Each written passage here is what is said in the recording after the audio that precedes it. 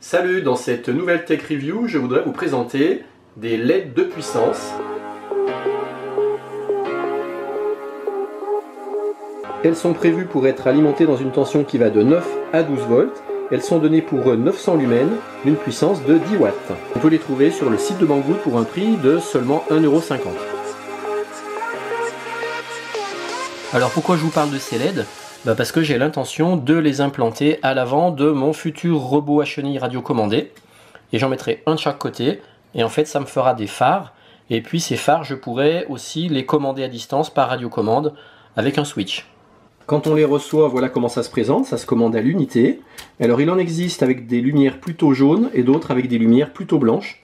Donc on voit qu'effectivement là c'est jaune plus pâle et là jaune un peu plus foncé. Alors on va en ouvrir une pour voir comment ça se présente. Et on va regarder ça de près. On voit qu'on a deux trous pour les branchements.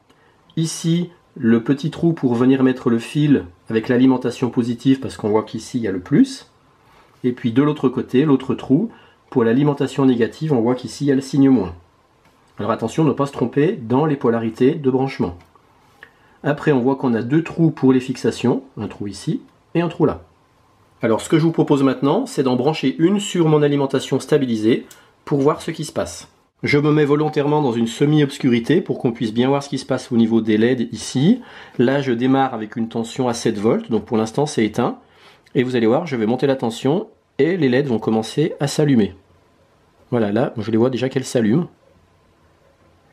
Alors c'est intéressant parce qu'en fait, on peut remarquer que cette LED est composée en fait d'un groupe de 9 LED. Je vais vous les montrer de plus près. Voilà le bloc de LED de plus près. Et on voit qu'effectivement, il y en a 9. Là, moi, ce qui m'intéresse de vous montrer, c'est de voir à la fois le comportement de la LED en fonction de la tension, bien qu'avec l'appareil photo numérique, ça ne rendra jamais la réalité. C'est beaucoup plus joli à l'œil nu que ce que ça rend à travers l'appareil photo numérique, forcément. Et la deuxième chose que je veux vous montrer, c'est la consommation de la LED qui apparaîtra ici en milliampères heure. Allez, je monte en tension. Alors quelque chose de très important, là à vous sur votre écran, il n'y a pas de problème pour que vous regardiez la LED directement dans les yeux, mais une vraie LED, il ne faut jamais la regarder en plein dans les yeux parce que vous pouvez vous abîmer la rétine, comme quand on regarde le soleil. 9 volts, 10 volts, 11 volts. Donc là, moi, il ne faut surtout plus que je la regarde directement dans les yeux parce que sinon je m'abîme la rétine. Vous, à l'écran, vous pouvez la regarder sans problème parce que vous la regardez à travers un écran, donc il n'y a pas de puissance. Et là, je suis au maximum 12 volts. Alors ici, on peut lire la consommation, 330-340 mAh. Alors maintenant, je vais essayer de vous montrer ce que ça donne dans une pièce quand elle est toute sombre et qu'elle est éclairée avec cette LED. Vous pouvez maintenant vous rendre compte de la puissance d'éclairage de cette LED. Top! Comme ça fait un petit moment qu'elle tourne, en fait, elle consomme plus maintenant, elle consomme 450 mAh. Donc pratiquement un demi-ampère. Alors maintenant, quelque chose de très important à savoir, c'est qu'il faut prévoir des fils qui auront une section suffisamment importante pour alimenter votre LED. Bon là, ça n'a pas chauffé, mais à mon avis, ces fils sont quand même trop petits.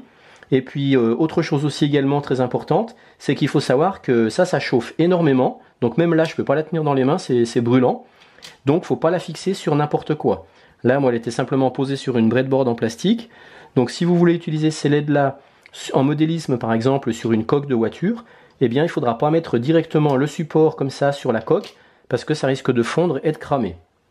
Parce que là je redis, hein, c'est bouillant, je peux à peine la tenir dans les mains et pourtant elle est éteinte depuis quelques minutes. Donc ça chauffe énormément. C'est pour ça que moi j'ai prévu de la fixer sur un support métallique comme ça pour mon châssis de robot.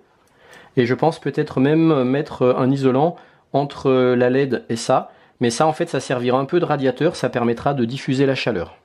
Comme j'ai dit tout à l'heure, hein, moi je vais en mettre deux sur mon robot à chenilles. Et donc je vais devoir les brancher en parallèle puisqu'elles seront alimentées en 12 volts.